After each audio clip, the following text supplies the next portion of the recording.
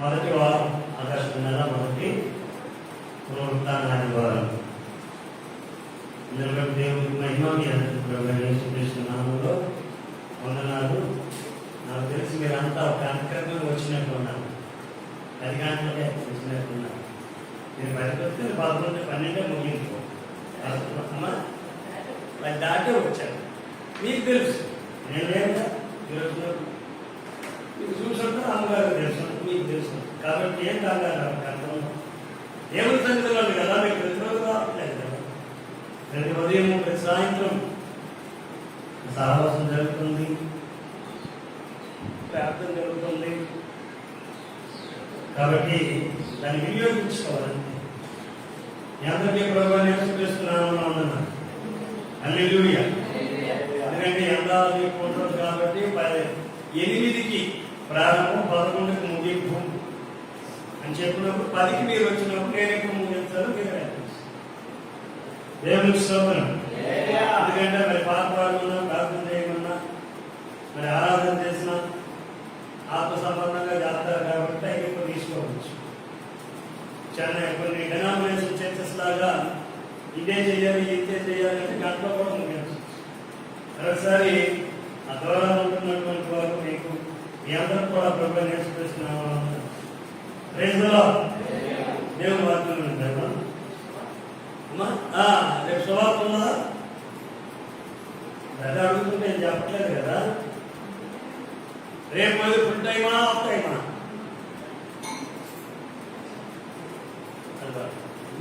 మరి నేనేదో అడుగుతాను, దీని మీద పర్లేదు. మళ్ళీ నేను వెళ్ళిపోవడానికి ఏం అవ్వలేదు.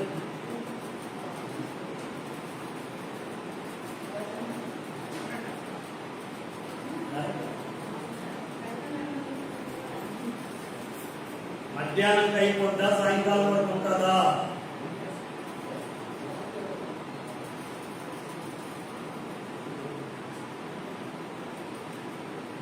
జలరాశులన్నీ ఏకరాశిగా నిలిచిపోయేది నీ జన్మ ఎదుట.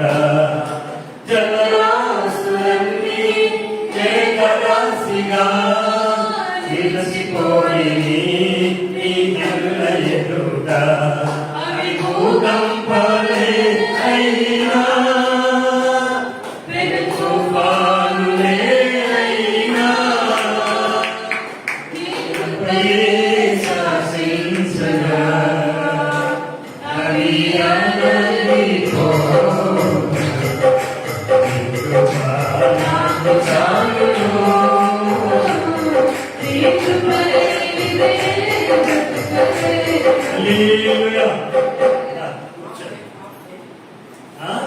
అది చెప్పడానికి శ్రమ పనులు వాడాల్సి వచ్చింది. రేపు మధ్యాహ్నం వరకు మన ప్రాంతంలో జంట గ్రామాలు ఉంటాయి. అక్కడికి వెళ్ళి వచ్చేద్దాం. జంట గ్రామం మధ్యలో రోడ్డు డబ్బోరి మీకు అర్థమైపోయేది. నామంలో దేవుని వాక్యంలో వెళ్దాం. ఇంకా అర్థం కాకపోతే రేపు చెప్తాను. లక్ష్మణ్ నాడు అది ఈ వారమేనా? నేను అక్కడ రావాలి. ఈ వారంలోనే రాత్రేనా వీరి కూడికి రాగా రాత్రి 7 గంటలకి సీతారాం బ్రదర్ గారి ఇంట్లో నరసింహరాం సీతారాం బ్రదర్ ఇంటి దగ్గర ప్రార్థన ఉంటుంది. లక్ష్మీవారం నాడు రాత్రి రామలింగ కార్యక్రమాలు రైట్. ఎందుకంటే మన ప్రేమలు ఆ కంటెస్టాన్ని ప్రయత్నించడం. సరే దేవుడు కాదు, ఈ నెల ఒక ఆశీర్వచనాన్ని దేవుని దగ్గర నుంచి మనం పొందుకుందాం. ఫిలోమోనుకు రాసిన పత్రిక అపోస్తలుడైన పౌలు ఫిలోమోనుకు రాసిన పత్రిక ఒకే అధ్యాయం ఉంటుంది. 11-12 వచనాలు మైండ్లో గట్టిగా చదవండి.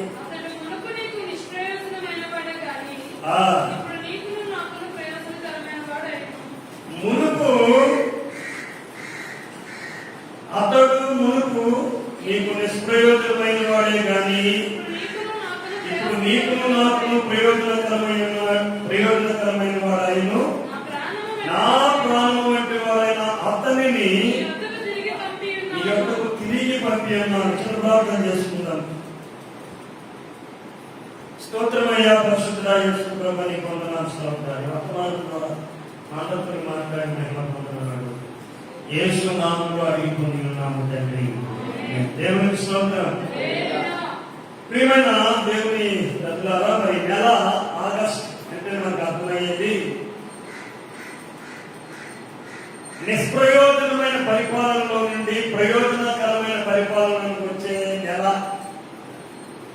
అంటే బ్రిటిషర్ల నుండి మనల్ని మనం పరిపాలన చేసుకోవడానికి వచ్చేటటువంటి నెలగా ఈ నెలను భావిస్తూ ఉంటారు.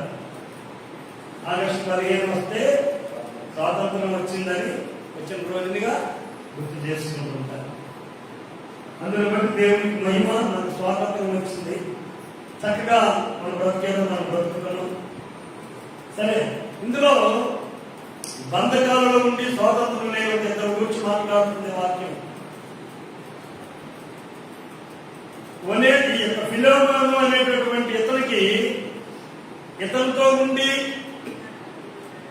నిష్ప్రయోజనంగా ఉండేవాడు ఒక ఆయన. ఎలాంటి ఉపయోగం లేదు, నష్టాన్ని కలిగించే వ్యక్తిగా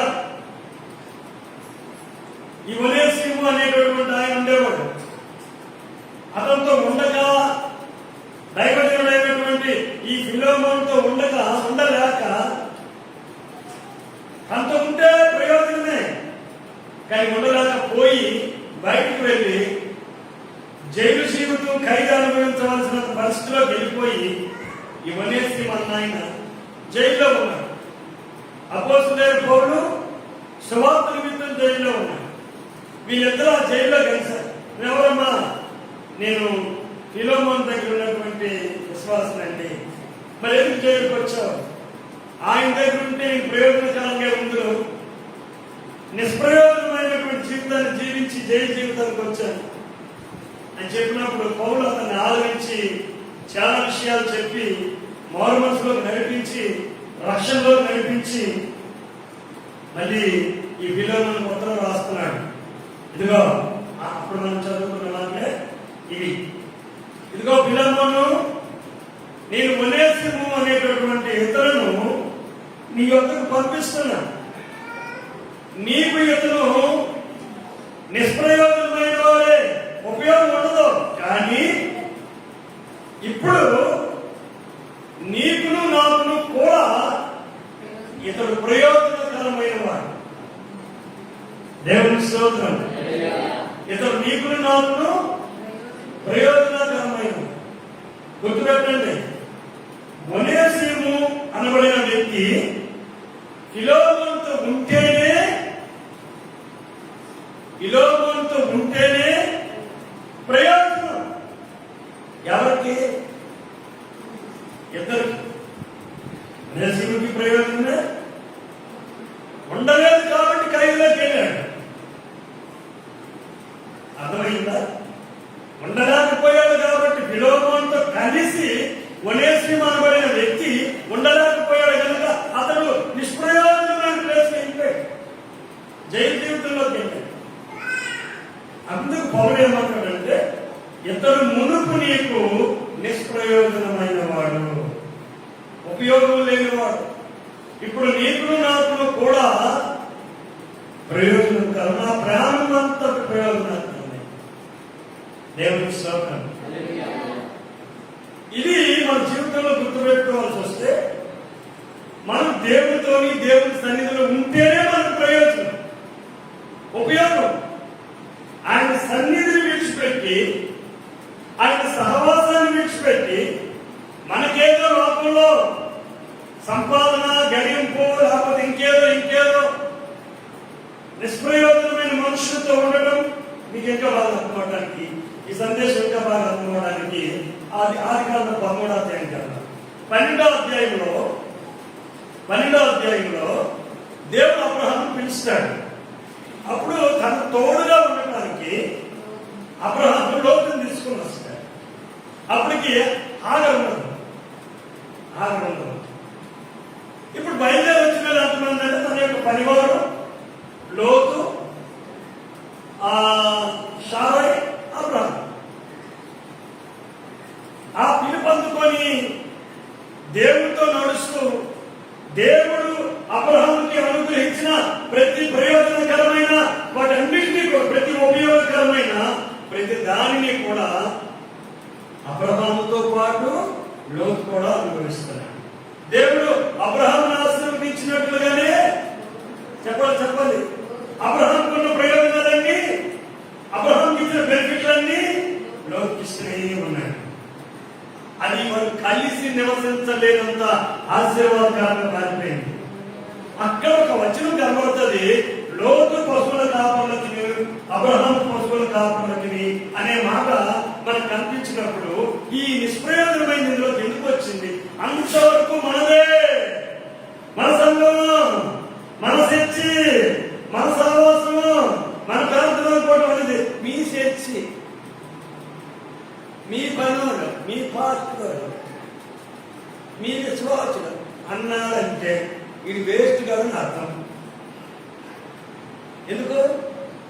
అబ్రహాం ఇప్పుడు లోతుకి ఎక్కడి నుంచి వచ్చిందండి అంత ఆస్తి?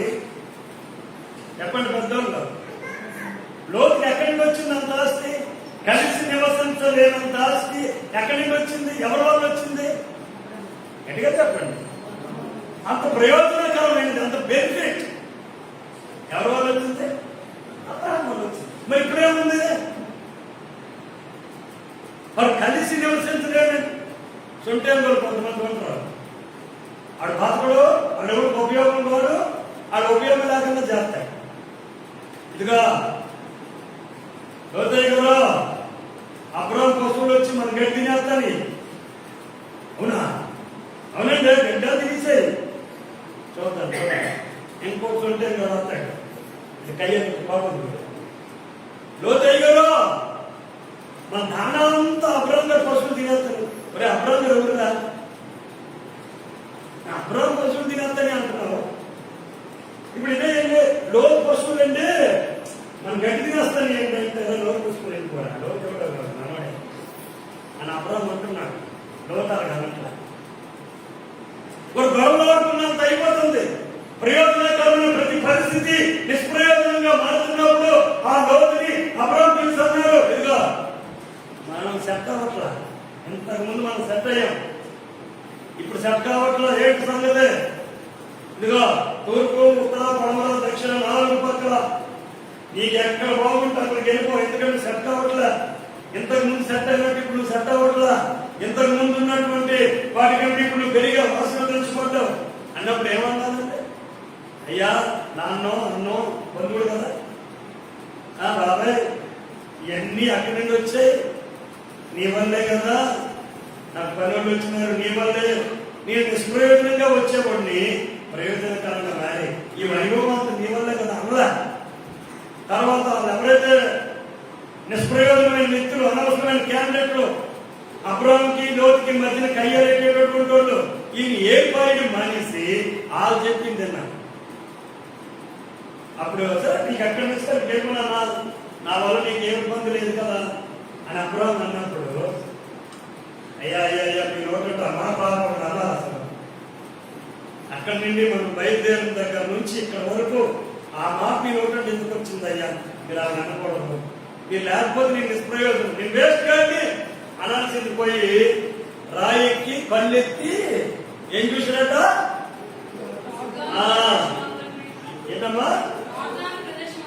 యోర్దాన్. ఇప్పటికే ఉన్నారు జోర్దాన్. ఆ ప్రదేశం అంతా అప్పుడు ఎలా కనబడిందట? యెహోవా తోటలో ఎవరు ఉన్నారు? ఆదాము ఉన్నారే యెహోవా తోటలో తెచ్చుకుంటున్నాడు. అలాంటి ప్లేస్ ని, తృణీకరించబడిన నిష్ప్రయోజనమైన ప్లేస్ ని అప్పట్లో దేవుడు సొదొమ గొమొర్రాను కాల్చక ముందు అది ఎలా ఉందంటే పచ్చ కనబడుతుంది. అది ఎంచుకొని అక్కడికి వెళ్ళాడు. ప్రయోజనంగా మారాడా? అబ్రహామును విడిచిపోయిన తర్వాత, సహవాసాన్ని విడిచిపోయిన తర్వాత, భక్తి జీవితాన్ని విడిచిపోయిన తర్వాత, దైవజనులతో సహవాసం విడిచిపోయిన తర్వాత నీకు ఏదైనా ప్రయోజనం ఉందనుకుంటున్నావా? దేవుడు నిన్ను ప్రయోజనకరమైన జీవితాన్ని నీకు ఈ ఆకర్షణలో ఇవ్వాలనుకుంటున్నాడు. దేవునికి స్తోత్రం. అందరికీ, నీకు, నీ కుటుంబానికి ఉపయోగపడగలిగిన ఒక ప్రయోజనకరమైన ఒక గొప్ప జీవితాన్ని పరిశుద్ధాత్మ దేవుడు నీకు సహవాసం ఎవరితో, కొండలు చెప్పే వెళ్తానా, తప్పుడు మాటలు మాట్లాడే వెళ్తానా, కైనాలు గుట్కాలు పాల్పాలు మందులు మాటలు ఉంటాయంట, వీరితోనా? నీకు నిష్ప్రయోజనం అది. నీవు ఎవరితో ఉంటే నీకు ప్రయోజనమో పరిశుద్ధాత్ముడు కోరుతున్నాడు, నీకు అదే ప్రయోజనం కలిగిస్తాడు. నువ్వు దేవుడితో సహవాసం ఉండు, సంఘంతో సహవాసం కలుగుండు, పరిశుద్ధులతో సహవాసం కలుగుండు, దేవుడి వాక్యంతో సహవాసం కలుగుండు. అది నీకు ఆశీర్వాదం, అది నీకు ప్రయోజనం. తర్వాత ఇంకో క్యాండిడేట్ ఎవరంటే ఆగం. ఈ గతంలో చేసిన పొరపాటు నాకు ఆడుతో పోతే నా కుమారుడు కలుగుతుంది, అదే అనుకోవచ్చు. ఈ రోజు నుంచి మీరే చెప్తాను. గతం కూడా అదే పెట్టారు పని. ఆమె పిల్లలు కంటే నీ పిల్లలు ఎక్కడ అవుతాడు అని ఆమె కూడా ప్రయోజనకరంగా ఉంది. ఆదరణ సారాతో ఉంటేనే ఆమె ప్రయోజనం. సారాన్ని విడిచిపెట్టేసింది, అడిగిపోయింది. దేవునికి స్తోత్రం. కాబట్టి ఆమెతో సావాసం చేసిన అన్నాళ్ళు కూడా ఎవరితో? షారాయితో, ఆగరు ఆమెతో ఉన్నంత వరకు ప్రయోజనం. ఆమె విడిచిపెట్టేసి పిల్లలు కలమంది కన్నంత వరకే. అందరికీ మంది పిల్లలు కాదు మీకు ఇచ్చేస్తున్నాను, మన సంబంధం లేదా పక్కకి వెళ్ళిపోయి ఆవిడ పనేదో చేసుకోవాలి. ఇప్పుడు ఎంతవరకు పిల్లలకి అన్ని ఆమెకు అబ్జెక్టిసినంత వరకు మీరు పెంచండి. నీ పిల్లలు లేదంటున్నా బాధపడుతున్నారు. తర్వాత ఇతనికి వాగ్దానం పుట్టిన తర్వాత ఆవిడ సమానంగా మీరే పెంచాలన్నా, మళ్ళీ నేను ఆదివేసి చేయకూడదు అని వదిలేరు. అప్పుడు ఆమెకి ప్రయోజనం కలుగుతుంది. కానీ అదే కదా దేవుని స్తోత్రం. హల్లెలూయా.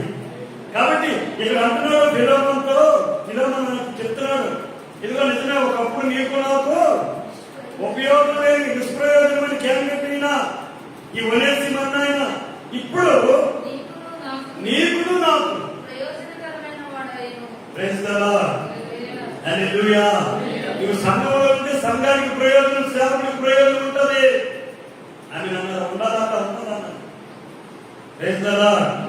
నువ్వు సహవాసంలో ఉంటే, నువ్వు సంఘంలో ఉంటే, నువ్వు దేవుడి బిడ్డగా ఉండి దేవుడి కార్యాలయంలో ఆసక్తి కలిగి ఉంటే నీ వలన సంఘ బిడ్డలందరికీ ప్రయోజనమే, అన్ని జనులకు ప్రయోజనమే, బెనిఫిట్ కలుగుతుంది. నీ ప్రార్థన వలన, నీ ఉపదేశం వలన, లేదా నువ్వు సరిచేయటం వలన అది ప్రయోజనకరంగా యేసు నామములో మార్చబడతాడు. మరి ఎవరికి సాహసం? ఇప్పుడు దావీదు వచ్చాడు, ఇక సౌలుకి తిరిగిలేదు అనుకుంటారు ప్రజలందరూ. కానీ సౌలు ఏమనుకుంటున్నాడంటే, దావీదు మనతో ఉంటే నా కుటుంబానికి నిష్ప్రయోజనం, ఉపయోగం ఉండదు. నా కొడుకు అనగారిపోతాడు, వాడు తొక్కేయబడతాడు, దావీదు 5 ఏళ్ళు వెళ్ళిపోతున్నాడు. కాబట్టి ఈ దావీదు అనబడేవాడు నాతో ఉండకూడదని చెప్పి సౌలు ఏం చేస్తుందంటే, దావీదు వలన వచ్చిన ప్రతి ప్రయోజనాన్ని పొందుతున్న, ప్రతి బెనిఫిట్ ని పొందుతున్నాడు సౌలు. కానీ దావీదుని చంపాలని చూస్తున్నాడు. హల్లెలూయా.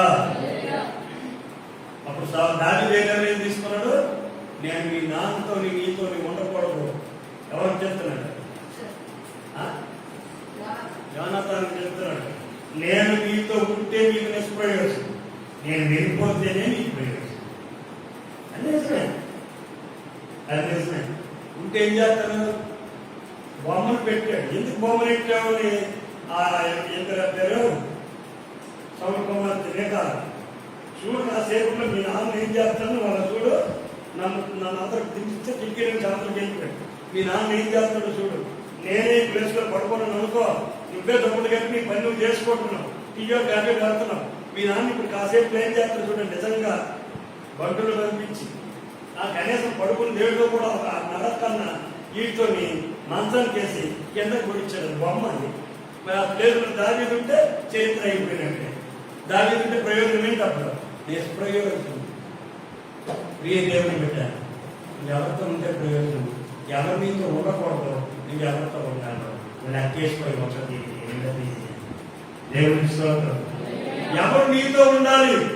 నీవు ప్రార్థనా జీవితం కలిగి ఉంటే నీకు ప్రయోజనం. వ్యవసాయం చేసుకో, వ్యాపారం చేసుకో, కానీ దేవుడిని కలిగి చెయ్యి, దేవుడిని విడిచిపెట్టి చేయకూడదు. దేవుణ్ణి పక్కన పెట్టి చేయకూడదు. ఇప్పుడు చేసిందంతా అదే. నువ్వు ప్రతిరోజు రావు, వచ్చింది ఆదివారం, ఈ ఆదివారం కూడా పని పెట్టుకొని నీవు వెళ్ళిపోతే అది నీకేదో ఆర్థిక నష్టం వస్తుందండి. గ్యారెంటీ ఆర్థిక నష్టం వస్తుంది, హెల్త్ కూడా పాడు. ఎందుకంటే నీకు ప్రయోజనం కానీ నువ్వు చేసుకుంటున్నావు. ఎందుకంటే మనం కూడా చెప్తాను, 6 రోజులు నీకు ఇచ్చాను. నీవు ఎంత సమయం దేవుడికి ఇస్తావో, ఎంత ప్రయోజనకరంగా బ్రతుకుతావో అది నువ్వు చూస్తావు. ఒనేసిముతో విలోమోనుతో ఒనేసి ఉంటేనే ఒనేసిము ప్రయోజనం, లేకపోతే నిష్ప్రయోజనం. నీవు యేసుక్రీస్తు వారితో ఉంటేనే నీకు ప్రయోజనం, సంఘ సహవాసం కలిగి ఉంటేనే నీకు ప్రయోజనం, లేకపోతే నేనైనా ప్రార్థన జీవితం ఉండాలి. నీ పని ఆశీర్వాదాన్ని మాట్లాడు. కొంతమంది పని బాగా చేయించడం, డబ్బులు రేపిస్తాను, సూక్తులు లేదు, ఫోన్ పే చేసేస్తాను లేదు, అది చేసేది ఏమి చేయడు. కానీ అదే ప్రార్థనాపూర్వకంగా ప్రభుత్వ సహవాసం కలిగి, వాక్యంతో సహవాసం కలిగి, ఆయన నుండి వచ్చేటటువంటి బెనిఫిట్ అనగా ప్రయోజనకరాన్ని నువ్వు తీసుకుంటే నువ్వు రేపు మా పనిలోనే కొన్నాడు అద్భుతంగా చెప్తాను. దేవుడు రూతు విషయంలో రూతు బోధిస్తూ ఉంటేనే రూతుకి నయోమికి ప్రయోజనం. అర్థమైందా? రూతు ఎవరితో ఉండాలంటే బోధిస్తూ ఉండాలి. మనకు రైలు ఉండాలి. ఇది ఆడపడాలి. దేవుని అదే మీ ఇంట్లో నలుగురు కలిసి ఉంటేనే ఆ ఇంటికి బెనిఫిట్ ఉంది, ఆశీర్వాదం ఉంది, ప్రయోజనం యూజ్ ఉంది. ఇంట్లో కలిపి దేవుడితో కలిసి ఉంటేనే, సహవాసంలో ఉంటేనే, లేకపోతే అబ్రాహాము విడిచిపెట్టేసిన లోతులాగా, సారాయి విడిచిపెట్టిన ఆగల్లాగా. అర్థమైందండి? ఇక ఉపయోగం ఉండదు. ఆలోచించి యేసుప్రభు అంటారు నేను మిమ్మల్ని విడిచేయకపోవటమే మీకు ప్రయోజనం అంటారు. నేను మిమ్మల్ని విడిచి వెళ్ళటం నీకు ప్రయోజనం అన్నాడు. నేను వెళ్ళకపోతే ఆదరణకర్త, వేరొక ఆదరణకర్త మీ దగ్గరికి రాడు. ఆయన వచ్చి మరింత లోతుగా మిమ్మల్ని అనిపిస్తారు. ఇప్పుడు యేసుప్రభు ఎక్కడెక్కడ తిరిగాడంటే ఆ యెరూషలేములోనే ఆ 12 మంది శిష్యులతోనే తిరిగాడు. ఇప్పుడు యేసుప్రభు వారు శిష్యులందరి మీదకి 120 మంది మీదకి దిగి వచ్చారు. వేరొక ఆదరణకర్తగా ఆయన దిగి వచ్చారు. అప్పుడు ప్రపంచమంతా ఈ నామం మహిమపరచబడింది. దేవుని స్తోత్రం. ఆయన ఇప్పటికీ యేసుప్రభు బతికే ఉన్నారు అనుకోండి, శరీర సంబంధంగా అక్కడే ఉన్నారు. ఇది వచ్చిన అతను పట్టించుకోకపోతే రాలేవు. ఏమన్నా లెక్కల పగల ఎక్కాలి, ఎన్ని ఎక్కాలి, అతను రాలేవు. దేవుని స్తోత్రం. హైదరాబాద్లో 4 క్రితం ఒక భయంకరమైన మీటింగ్ పెట్టారు. ఆ స్పీకర్ అమెరికా నుండి బెనిహిన్ గారు రావాలి. ఇండియా చూసింది బెనిహిన్ ఎవరో, ఈయన ఒక మతబోధకుడు. ఏం చేస్తున్నాడు? చెయ్యితే జనం తుళ్ళిపోయి పడిపోతున్నాడు. అయిపోయి చాలా బీభత్సమైనటువంటి అభిషేకం కలిగినటువంటి దైవజనుడు. ఇతరులతో ఇండియా మారిపోతారుగా, కాబట్టి అతను రానివ్వకూడదని వీసా పర్మిషన్ కానీ అతనికి ఇవ్వడం. ఆయన ఆన్లైన్లోనే వాక్యం చెప్పాడు. అప్పుడు ఆ పాత రోజుల్లోనే ఆన్లైన్లో చెప్పాడు. ఆయన అక్కడి నుంచి రానివ్వలే. బెనిహిన్ అమెరికా వచ్చాడంటే, అమెరికా నుండి బెనిహిన్ ఇండియాకి వచ్చాడంటే ఇండియాలో అందరూ మారిపోతారు, ప్రపంచం మారిపోతారు. బాబు ఈ వీడియోలు చూస్తే ఇంటెలిజెన్స్ చూసింది. ఈ వీడియోలు చూసేసరికి ఈయన స్పీకర్, పవర్ఫుల్ స్పీకర్, ఆయన మాట్లాడుతుంటే ప్రజలు విపరీతంగా పడిపోతున్నారు. అభిషేకం వచ్చి బాబు ఈ లాభం లేదు, రాకపోదని అప్పుడున్న ప్రభుత్వం ఏదైతే ఉందో ఆదేశించారు. వస్తే ఎంత ప్రయోజనం ఉన్నారు, ఇండియా ఎంత ఆశీర్వాదకరంగా ఉన్నారు. దేవుని స్తోత్రం. కాబట్టి నా ప్రియులారా, నీవు ముందు దేవుడితో ఉండు. నీది ఎవరికూడదు, నీకు అర్థం. ఎవరన్నా మంచిది అన్నది ముంచేస్తాడు. ఎందుకు ఒనేసిము దూరం పెట్టాడు? ఉపయోగం లేనివాడనే కదా. పరిశుద్ధాత్ముడు మన అందరి మీద కుమ్మరించడం వల్ల మారు మనసు, పాప క్షమాపణ, ప్రార్థనా జీవితం, భాషవరం ఇవన్నీ మనం పొందుతున్నామంటే కారణం, ఈ ప్రయోజనాలన్నీ మనకు వస్తున్నాయి అంటే కారణం ఆయన వెళ్ళటం వల్లే. పరిశుద్ధాత్మను కుమ్మరించడం వల్ల. పరిశుద్ధాత్మను వేసుకుని వెళ్ళకపోతే కుమ్మరింపు జరగదు, ప్రయోజనం ఉండదు. అందుకని అంటే నేను ఉండితే నీకు ప్రయోజనం కాదరా, నేను వెళ్ళటం వలన నీకు ప్రయోజనం. దేవుని స్తోత్రం. హల్లెలూయా. నీ దేవుని బిడ్డ నువ్వు ఎంతమంది ఒక రోజున వైజాగ్లో అయ్యగారు, ఆ పెద్దయ్య గారు వారికి అంటే బస్ కోసం ఆగారు. చూడండి, నీవు ఒక దేవుని బిడ్డగా నువ్వు ఎక్కడుంటే అక్కడ ప్రయోజనంగా ఎలా ఉండదు ప్లేస్ నేను చెప్పి ముగిస్తాను. బస్సులో రాలేదు, కారు వచ్చి ఆపాడు. అందులో అప్పటికి డ్రైవర్ పక్కన ఆయన, తర్వాత ఇప్పుడు కింద కూర్చున్నారు. మూడో వ్యక్తికి సోరు ఉంది. ఎక్కడికంటే భారతపురం వెళ్తాం, బొబ్బిలండి మాది, అయ్యగారు ఎక్కారు. ఆనందపురం దర్శనం ఇంకా మరి కొంత దూరం వచ్చాక రాంగ్ రూట్లో లారీ ఏదో వచ్చి పటేల్మని కారు గుద్దీసి వెనక్కి లారీ తీసుకొని నిలబడ్డాడు.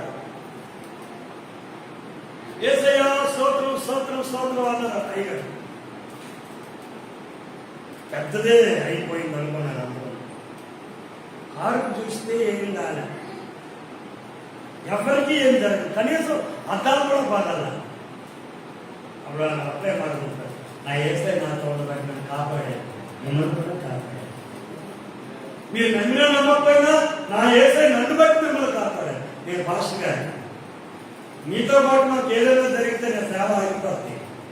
కాబట్టి నన్ను కాపాడటం కోసం దేవుడు మిమ్మల్ని కాపాడు. మీరు నమ్మచ్చు మరి నా దేవుడు నన్ను కాపాడని చెప్పగలిగాడు. అలా వెళ్ళలేకపోయాడు. నువ్వు ఏడుస్తూ ఉంటే ఆ డ్రైవర్ దిగి గాబరా అధికారికి మా ఆంధ్ర గారు అద్దెకి పంపించారు బాబోయ్ అని అయ్యగారు అంటారు, నీకేం కాదు, నీకేం కాదు, ఏం కాలే. రూమ్ లైట్ కూడా ఎరగల, బుద్ధితో సామాన్యంగా లేదు శబ్దం, ఇరిగిపోయి గౌజ్ పింకులు బాధాలు, ఏం కాలే. ఎట్లా?